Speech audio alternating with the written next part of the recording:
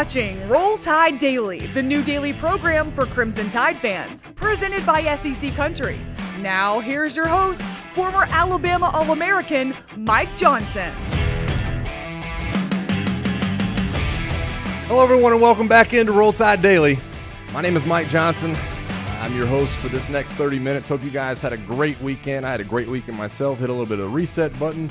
Trying to still work out a couple of the cobwebs, as I'm sure a lot of you guys are out there on Facebook and YouTube and all the SEC Country Alabama outlets. Thanks for hanging out with us today. We're going to be taking a lot of you guys' comments. We got a great show lined up for you today. Nick Saban spoke at his annual Nick's Kids Charity Golf Tournament last week. Also, Saturday Down South kind of writes an article highlighting a lot of Bama and the Saban and the process and the turnaround that goes along with that. Had a ton of great quotes from a lot of former players. A lot of my old buddies, because I was there for the turnaround. I'll give you guys some of my insight in terms of what happened back then, the difference between Mike Shula, Nick Saban, Scott Cochran, everything else that was going on around the program. We're also going to welcome in a buddy of mine, Preston Dial, former tight end for Alabama. 06 to 2010, I believe he played. So a lot of that turnaround he got to witness with his own eyes. We're going to get his comments and questions coming up later on in the show, and we're going to welcome him in. For right now, though, I want to do things a little bit differently today. I want to start off with the question of the day, and as soon as we get to topic number one, you guys will understand why. Question of the day today, if you only had to pick one, if you could only value one characteristic in a starting quarterback for the University of Alabama, do you choose leadership or do you choose athleticism? Which one are you going with? You can only have one. You can value leadership, value athleticism.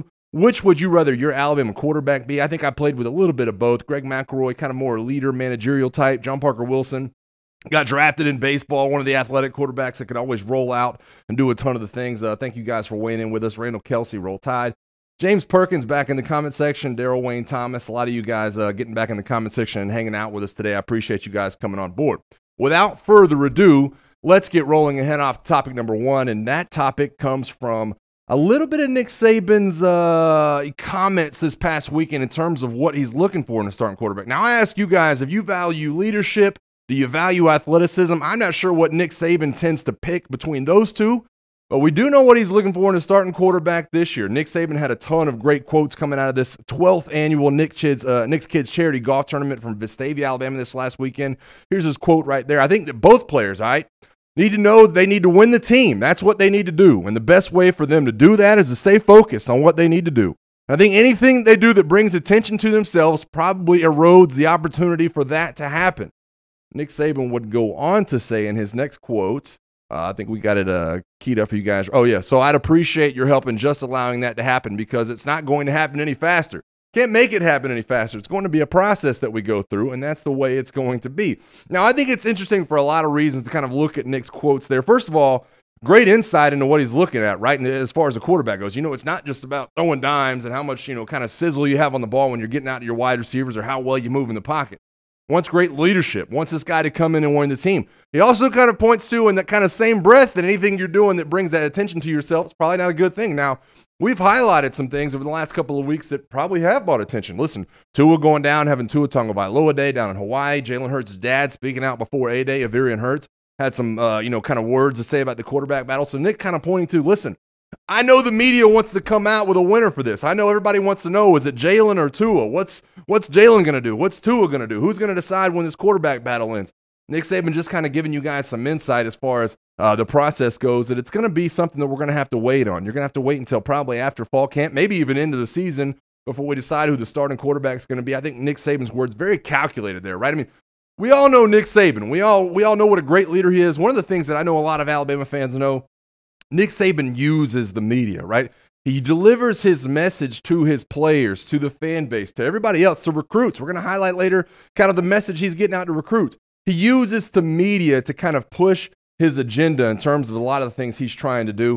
We've got a lot of you guys waiting in the comment section still right now. I'm trying to keep up with you. Stephen Scott McBriar said, is it Tua's teams? Mo Williams says, Roll Tide, roll. James Perkins kind of weighing in and says, I value leadership in that position. That's going to be an interesting thing to watch moving forward. Now, if you're giving up leadership, you're probably not having some of the athleticism, not having one of these guys move out of the pocket. The good news is for Alabama fans, I don't think you have to split hairs with this particular quarterback battle. I think both of them are great leaders. I think both of them are good quarterbacks. You have a little bit more athleticism in one than the other, but I don't think you're going to have to really pick and split hairs between those two topics. Jared Seegers weighing in says, sounds like Saban is going to give them both a chance early on. I tend to agree with that. I don't think this happens in fall. Now, I know that both quarterbacks are kind of pushing for it. I know that we heard Jalen Hurts' dad say that he wanted that to happen, that he wanted to be able to come out and kind of ask questions about what's going on and when we're going to see things happen. And, Jalen's QB1, Jalen's this, Jalen's that. He's going to have to wait like everybody else is, right? And if it really comes down to making that decision, I think that Nick Saban's going to tell him to hit the high road, to be honest with you. Nobody's going to push Saban around. Not the media, not the fan base, not anybody's parents, not recruits. Nick Saban's going to be the one in charge of that and making that decision. Jared Seeger says Tua has both, so does Jalen. I absolutely agree with that. I don't think you're splitting hairs in terms of this. I just think it's always interesting to kind of get the insight from the fans. If you had to pick one or the other, what you kind of picking? Now, Alabama's been sincerely blessed over the last couple of years to have quarterbacks that really value and possess both. I think you've seen great leaders. I think you've seen great athletes, but for the most part, you've seen guys that had a lot of those same kind of things going in. Sonia Lindsay weighing in the comment section, rolling with my Tide for 50 years, 10 miles from Clemson, South Carolina. Appreciate you watching the show, and thanks for rolling with the Tide for all those years, including when I was back there. So you guys, as always, are having a lot of things to say in the comments. Scooter O's weighs in. You can't carry momentum from year to year. New team, new players, new strengths and weaknesses. Tua did his job as a team player last year after Jalen carried and led the team all year except for 1.5.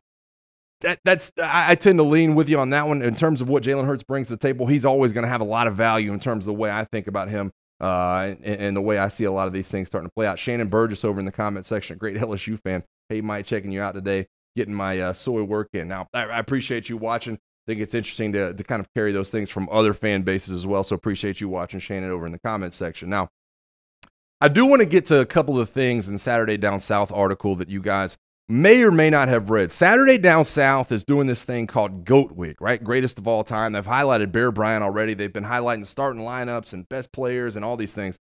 So how can you talk about GOAT Week without bringing up Nick Saban? I think Al Blanton did a great job of this over on Saturday Down South, kind of talking about the turnaround, right? Kind of talking about the difference between Mike Shula, or all the Mikes really, when you go back to Mike Price and some of the other guys before Nick Saban, kind of highlighting the difference between Mike Shula and what Nick Saban was, how the process works, how he got everybody to kind of turn around. It's interesting, too, when you break down Nick Saban in terms of what he's done in the time there and what Alabama did the 10 years before. We got a graphic to show you guys right here, just what the turnaround has meant, what the process has meant at a place like Bama. You look at that 97 to 2006, which, by the way, I was there in 2006. Got 3 head coaches, Mike DuBose, Dennis Franchione, and Mike Shula. The winning percentage, 54.9%. That's the 21 wins later vacated. That includes the 21 wins that were later vacated. Average SEC West finish was 3.3. 0 national titles. You guys know it was a cold streak for national titles during that time period. 2007 to 2017, though, 1 coach, 86.4 winning percentage, 1.5 average finish in the SEC West, and 5 national titles. That's 7 out of 11 first place finishes when it comes to the SEC West. So getting a good feel as part of that, I think it's great to look back on what Saturday Down South was doing this past weekend. Now, as far as the turnaround goes for me, a lot of you guys know that I played at Alabama. I was there from 2005 to 2009. I redshirted in 2005 under Mike Price. Took some time to kind of get my wheels going, though I think it's interesting when other people talk from the outside in really about watching the process, watching Nick Saban's kind of branding take hold, what he had to do to get all these players to buy into these situations. Saturday Down South did a great job in this article of kind of pointing a lot of these different directions. We've got a couple of quotes from a lot of my old teammates to show you in terms of what they thought about it. I kind of have my own ideas what you think about it, and I kind of look at some of my old teammates, what they thought about it. Corey Reamer had a great quote, though. I think this is one of the best quotes we've seen here in quite some time as far as this article goes. I would take that grind that it took us to get to that point in the 09 season any day of the week over any of the seasons we had in previous years. If we had more fun in 06 and 07, I would trade it all day long for the 08 and 09 seasons, no matter how miserable it is. There was no joy playing on the day after Christmas in Shreveport, Louisiana. Now, for you guys that don't know, I got news for you. That day on Christmas over in Shreveport, Louisiana was not a good day for Alabama football. It's not a good day for the football team. A lot of the players just flat out kind of, I don't know, embarrassed is not the word to be there, but it's just not where Alabama football kind of belongs. Jarrett Seegers weighing in. Mike Shula was an NFL guy. It was a lot more laid back, but Shula knows his football. Don't get it twisted. I completely agree with that. Now, I value everything in Mike Shula. I value the leader he was. I valued the place and time and the coach that he was when he came in. Alabama absolutely needed that. I think Corey Reamer kind of highlights there what you really were looking for in a coach. Trade in a little bit of that fun, trade in a little bit more of that laid-back attitude, and you're not playing in Shreveport on Christmas Day as far as that goes in the Independence Bowl over there. So we also have another Barrett Jones quote to kind of highlight for you guys in terms of what's going on in this story. Kind of a little bit of a turnaround. Now, Barrett Jones is a little bit later than Corey Rimmer, right? Barrett Jones is a little bit younger, part of that 2008 signing class that heralded number of recruits that Nick Saban's able to bring in. Barrett Jones obviously goes on to be one of the most decorated players in Alabama football history. This is Barrett Jones talking on here. Every coach tells you they are going to win. They are going to do special things. Whatever reason, when Coach Saban told you that, I believed him. It was just the way he talked, the way he carried himself. I could tell he was going to win a lot of football games. Now, I think it's funny, too, because you think back to that. A lot of people have seen that kind of pitch on, on the living room couch of Michael Orr in The Blind Side. Nick Saban kind of breaking it all down. That's definitely what was going on at the time. Nick Saban's going to living rooms. He's not promising anything. Saturday Down South did a great job of kind of highlighting that. It wasn't a promise. Hey, you're not definitely going to get on the field. If you come to Alabama, I'm not going to give you this. I'm not going to promise you're going to do anything. But if you put in the work for the process, you're going to be a part of this team moving forward, and we're going to continue to do great things. Jared Seeger's weighing back in. Saban has conviction, and he backs up what he says, unlike most people. Scooter O's talking about the 2008 Alabama team as the most valuable team to the process and Saban's legacy, and for every player that has played under Saban and been successful in life and football. Couldn't tell you how much I agree with my guy Scooter over in the comment section, talking about that 2008 Alabama football team, talking about Antoine Caldwell, John Parker Wilson, Rashad Johnson. Those are valuable members. Glenn Coffey. None of these guys got a national championship ring, but very, very valuable as far as what was trying to go on in the program at that time. Nate Dennis weighing in the comment section. What's the good word, brother? I think a lot of people kind of weigh in the comment section, kind of think back that 2008, 2009. Kind of, I get a lot of questions. What was the turnaround about? Now, what sparked that turnaround? I think you guys that know me pretty well, and it goes straight to what Scott Cochran was able to do in that weight room. We have a Chavis Williams quote lined up for you guys. If you remember Chavis Williams, outside linebacker on a couple of those national title teams, really long guy from Dora, Alabama. He starts talking about Scott Cochran. The thing that separates Scott Cochran and his staff is the mental part that goes into strength and conditioning. It's not only about getting bigger, stronger, faster.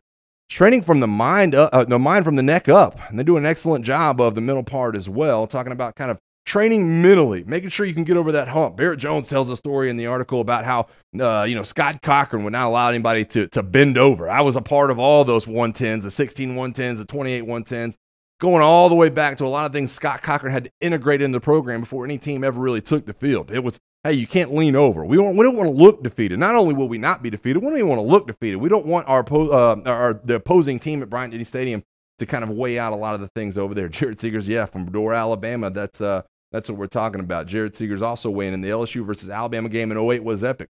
JPW said, call me. Now, absolutely, that's one of my favorite games I played in. I'm going to ask Preston Dial here coming up in a little bit as soon as we get him on the phone. What was one of his favorite games to play in? John Parker highlights in the article as well. Kind of gives it the call me, has the quarterback sneak, had a couple of touchdowns on the day, rushing touchdowns. Could have had a third one if Andre Smith doesn't have that holding penalty, but Andre's my boy, so I'm not going to crush him for that. James Perkins weighing in the comment section. He brings out the best of his players. Katie Runnels weighing on the question of the day. She values leadership. They're where they are because they are great athletes already. That's an interesting way to look at it. I think that a lot of people get to a lot of different places because the athleticism. Being a great leader is something that can be learned, though. You can get in those particular situations. You can be that guy that your Alabama teammates can lean on. You can be the guy holding people up instead of the ones bending over. I think looking at it from a mental aspect, it's a lot of the great things. Dean Mitchell weighing in. Scott Cochran has been detrimental to the success of Alabama and Nick Saban. I think what you mean is instrumental. I don't want to say detrimental. I think what you mean is instrumental there, Dean Mitchell, but we won't dock you for that because I value that a quote, and I think a lot of good things going on in terms of Scott Cochran. He's been one of the best things that really probably has ever happened in that program as far as looking forward. Now, I think another thing that I was talking about, Saban kind of using the media to talk about moving forward what he wants the message to be. Well, he also used the media at his golf tournament to talk about one other thing he wanted to kind of get out there, and that's the part of being in the program that's the fun. I showed you Corey Reamer's quote earlier about having fun in 2007 in terms of not wanting to play in Shreveport, how you traded in for 08 and 09. Well, Nick Saban talked a little bit about the battle with the media, about the battle in recruiting. Other coaches being like, hey, they're not having any fun there. Here, we're having fun in our program. You get to play and have fun. This is what Nick Saban had to say right there over the weekend. Maybe it was past Thursday. I just think there's some myths about Alabama football that we sort of fight all the time in recruiting. Things like it's no fun. It's all business. And that's not true at all. I think Minka said it best. He said, I didn't come to Alabama to have fun, but I had more fun than any time in my life. Nick Saban would go on to say, our players do have a lot of fun. We have a lot of togetherness, a lot of camaraderie in what we do. Alabama is a special place. And when you go there, you find that out and you relate to it. People have a lot of pride in it. We're just trying to show more that side of the program a little bit more. And that's Nick Saban getting his message out once again through the media, because you can just hear those opposing coaches. You can hear Gus Malzahn down there at Auburn talking about, hey, this is one of those things. We're a family down here at Auburn. Up there, they're kind of all business. Some recruits see that side. Some recruits value that side of the programs. Other people, you know what? If you want to go have fun, then go to one of those other places. If you want to come win football games and take that approach to where the fun is in the winning, like Nick Saban always says, you want to get to the national title games, you want to do a lot of the things that we're able to do over there at Alabama, then a lot of those things we can kind of move on with. We're trying to work out and get Preston Dial on the phone. We're having some technical difficulties with that, but we're going to move on and move forward with a lot of the different topics we're kind of discussing today. And I'll ask some of you guys some of the things I plan on asking Preston Dial about, about the turnaround under Nick Saban, the Corey Reamer quote, some of the fun. What do you guys kind of value in a lot of these teams you've seen Alabama and Nick Saban put on the field? Do you see the fun coming out? Because to me, it looks like an absolute blast. When you see Reuben Foster going on the field and kind of, leveling somebody, when you see Dylan Moses, when you see Matt Wilson kind of bouncing around, when you see some of the music playing in Bryant-Denny stadiums, it's one of those things to kind of work on going forward in terms of, what you kind of value. Nick Saban's really fighting that image, isn't he? He's fighting that image of being that guy. I think it's one of the most undervalued things we talk about in the program. Nick Saban kind of evolving, trying to get the message out that this is not one of those programs where you come in and you're not going to have fun. He's fighting that image. All these negative recruiting tactics that these other schools are doing, that you're hearing about Kirby Smart, that you're hearing about Jeremy Pruitt, not having fun over there. It's a business-like mentality. You can't talk to Nick Saban. It's just one of those things where Nick Saban's really going to have to battle back against it in the media, and he's going to continue to do that. I have no doubts about it. Now, we're still having technical difficulties getting Preston Dial on the phone. I still want to talk to you guys about some of the things we played in. One of the questions I wanted to ask Preston Dial is, what was your favorite game that you ever played in? Now, Preston Dial had a great career. He had a number of touchdowns. I think he scored against Michigan State. I think he scored a number of other big touchdowns. I would be interested to hear what his kind of his answer is to that. Also wanted to get his thoughts on the Pruitt versus the Jeremy Pruitt versus Kirby Smart discussion we've been having with a lot of our guests, checking back into Corey Reamer and John Parker Wilson and some of the other players that we've had come on the phone. Until then, though, let's continue to kind of open up this discussion a little bit. Talk about Saban, talk about the process, talk about the turnaround. I want to give you guys some of my kind of feedback on what the process was. Now, full disclosure, I was recruited under Mike Shula. I was recruited by Bobby Connolly. Bobby Connolly actually discovered me as a player. Had no offers. He kind of calls back, gets Mike Shula to kind of sign off on it, kind of offers me a scholarship, says we need to get you up to camp, let Coach Shula get up there and see you. So I'm very thankful for the time that I had under Mike Shula. I'm very thankful for what Bobby Connolly gave to me. But when Nick Saban was hired, there was no question in my mind what a college football was supposed to look like anymore. A college football program that really was next level. I thought we were doing the great things under Nick Saban. I thought we had a ton of the great players. I thought we had the best wide receivers and offensive line and quarterbacks and bringing a lot of these guys in. I thought that was going on under Mike Shula. Turns out it really was going on under Nick Saban, bringing in those 2008 recruits, and there you can kind of see it weighed back and forth again. The three coaches, as opposed to the one coaches in Nick Saban's 10 years. Obviously, the 5 national titles being something you can lean back on. Jared Seeger's weighing in. Preston Dial was an awesome blocker. He actually was an awesome blocker. Now, Preston was actually my roommate in college, so we got to spend a lot of time next to each other going through all those those drills together, tight ends, offensive linemen, tackles, guards, doing all those things together. We got a chance to know each other. We got a chance to, kind of make sure that we knew what we were talking about at all times and kind of falling back to that. Richard Klein weighing in about the Nick Saban comment. Well, winning is fun, no doubt. And James Perkins, Coach Saban is the best in business when it comes to adapting. Jared Seeger's getting drafted high and getting paid like Minka is really, really fun. And I got to be honest with you. When Nick Saban was hired in 2007, going back to that kind of time, that was the question. It was not a lot of fun when Nick Saban was hired. Obviously, you go through training camp, it's 110-degree heat index. You're going through a lot of those same things. You didn't have a lot of fun. And Nick Saban did give us a speech one time. We asked him, hey, listen, all right, can we mix things up? Can we throw a fat man punt catching contest in there? And Nick was sure to point out with speediness that the winning is what's the fun part about it, and putting all that in. Now, he said you can win later, you can go get all the free beers you want later, but for right now, let's focus on the things we want to do on campus. As far as moving that program forward. Now, One of the things I also wanted to get Preston now to weigh in on too, and you guys can kind of weigh in on this in the comment section too. What game next year scares you guys? We talked about the 2018 opponents. We talked about the fact that Alabama is going to be double-digit favorites in every single game they play this coming year. They're going to have Louisville. They're going to have Ole Miss with the number one wide receiver core. They're going to have LSU, who's always good in the line of scrimmage with the athletes. What game scares you this year in 2018? Is it a Mississippi State team that returns 18 or 19 starters? Is it an Auburn football team that has Jared Stidham back, a decent offensive line, some pretty good running backs, a great front seven? I can't wait to see you guys kind of weigh in the comment section as far as that goes. Now, Jared Seeger says, I bet that first fourth quarter offseason program was tough. Let me tell you a story about that one, my friend. Jared Seeger's weighed on that.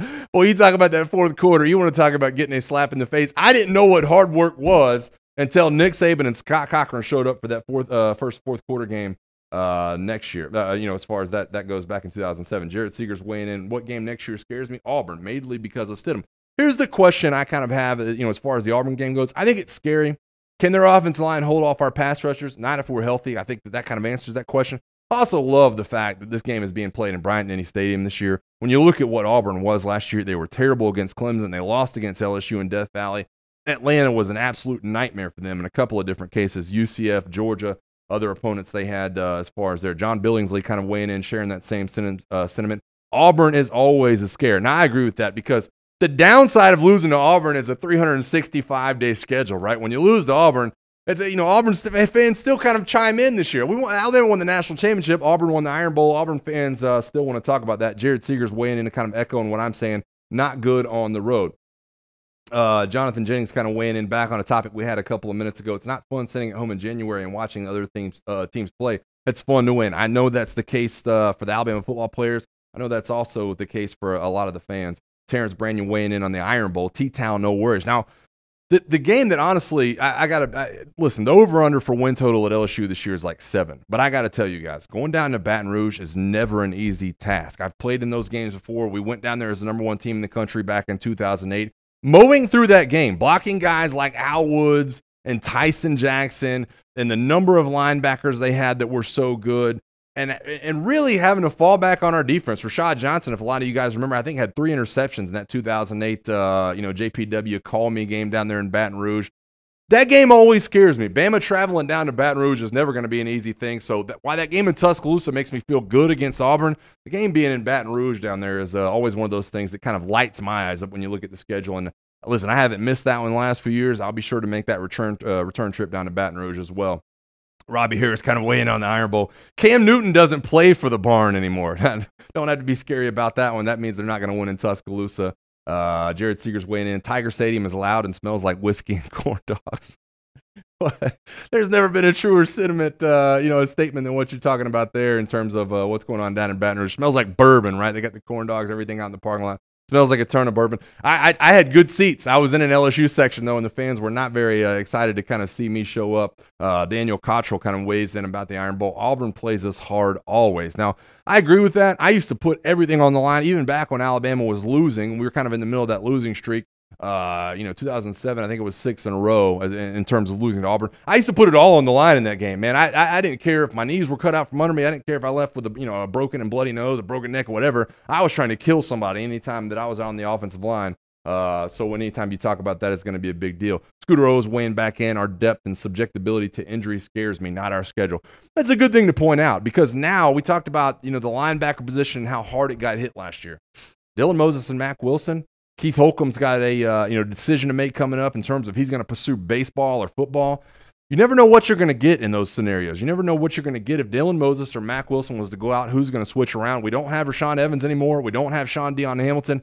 Got a ton of good edge rushers, but all of them have like Scooter says, the ability to kind of get injured throughout the year, and that can make things extremely difficult as you move through the schedule, especially when you highlight games like Auburn and Jared Stidham. Joe Burrow is going to be down at LSU with a great wide receiving core and an above-average offensive line, so look for some good things from them.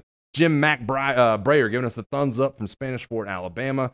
Jared Seeger's weighing back in. We need depth at inside linebacker, and that's kind of what I'm talking about. Talk about Dylan Moses, talk about Mack Wilson. You talk about one of the best linebacking cores in the country.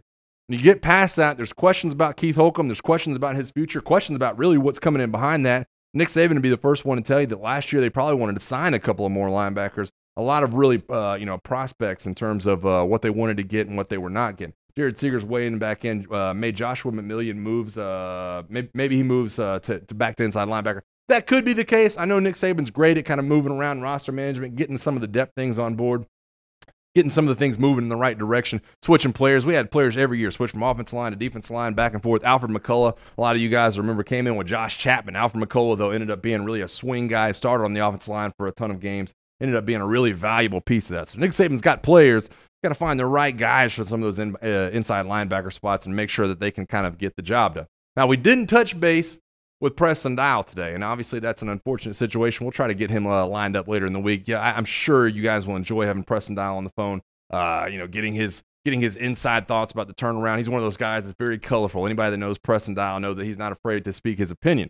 That being said, though, we're going to get to the close of our show today, and obviously we only have 30 minutes, so we try to squeeze in as much as we possibly can. But for the video of the day, like I like to leave you guys every single Monday, Tuesday, Wednesday, Thursday with a video. Thought it was interesting over the weekend. Florida State Seminoles softball team wins the national title, but our girl Beth Moen's up in the booth. Who can blame her? Gets a little bit confused on where that trophy's headed back to. Here's this video of the week from Beth Moen's and ESPN. Lonnie Albina will bring that championship trophy back to Tuscaloosa, Tallahassee, back to Tallahassee. 10th. Yeah, who can fault Beth Moen's for kind of making that mistake? She kind of says, we're bringing it back to Tallahassee. Tallahassee is where that trophy's going to be going to. You guys still weighing in the comment section. Jared Seeger's asking Preston from Mobile. He absolutely is. Mobile has, that area down there has been a ton of fun. I'm from Pensacola as well, so it's one of those good things. Tim Glover weighs in. If Tua plays, we should be fine by LSU. I hope you're right. It's always a scary game. Some of the best teams that Alabama have had tight ones. It's 6 in a row, but some of those games have been really tight down in Death Valley. And honestly, I've been shocked that we've won a couple of them, including the TJ Yeldon screen pass, one of those games that really slipped away from LSU. Had A.J. McCarron in tears. It was so shocking that we won the game. James Perkins weighing back in about the inside linebacker position. Too bad Ben Davis didn't work out. That's one of those things that, you know what, it is what it is. I'm not going to harp on the guy for not working out so far at inside linebacker. He's a great player. I've heard he's a great person. He's doing all the things he can possibly do to get on the field. Stephen Early weighing in. I expect Tua to gunsling like a Baker and be a high-scoring offense, unlike the ground and pound of yesteryears. Judy is going to be a Heisman candidate talking 3 games in. Boy, that's big words by Stephen Early right there, talking about Tua kind of slinging it all around the field, doing a lot of the great things that we've become accustomed to in terms of Tua Tagovailoa and the legend that is, right? 9-1 Heisman odds. You're already talking about Jerry Jeudy, maybe Henry Ruggs, a lot of these other guys in that conversation that are going to be having a lot of yardage. I don't think Nick Saban's going to get away from the ground and pound. I think it's going to be more spread 2015 Derrick Henry kind of style. It'll still be ground and pound, but you're going to air it out a ton. You're going to have a lot of playmakers out on the edge.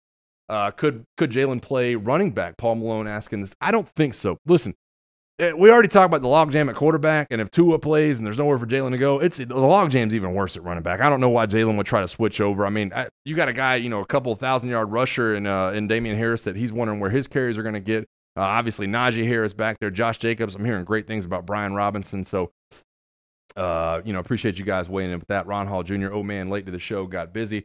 We will be back on tomorrow, though, and so make sure you get here on time. Make sure you get here at 1 p.m. Eastern Time, noon Central for Roll Tide Daily. If you guys watch SEC Country Live, please join us later on today at 3 p.m. Eastern Time. Brandon Adams is back in the fold. He's going to be blowing up Georgia. I'm going to be blowing up Alabama. We're going to have a lot of fun in that comment section as well, so make sure you guys stick with us. Until tomorrow at 1 o'clock Eastern Time, my name is Mike Johnson. You guys have a good day and Roll Tide.